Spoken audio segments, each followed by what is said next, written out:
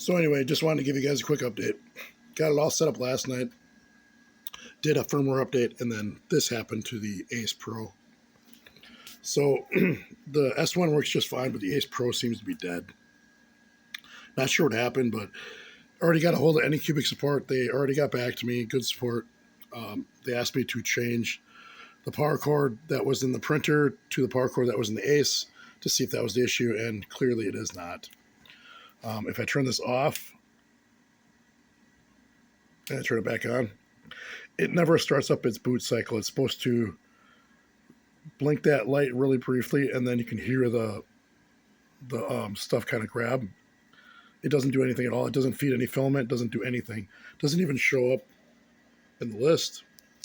And if I go to here, as you can see, it's not even an option.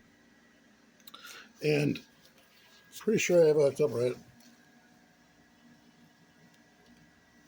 I mean, you know, so we'll see what happens. I am guessing they're going to have to give me a new Ace unit or a new motherboard for the Ace unit. Not sure, but I'm guessing something happened to the device during the firmware update, or maybe there was something faulty in it and it just finally went toast after that first firmware update. So anyway, if anybody else has seen this issue, please let me know. I'll keep this up so people can see this issue, and if they run into this, they know what to do. Thanks.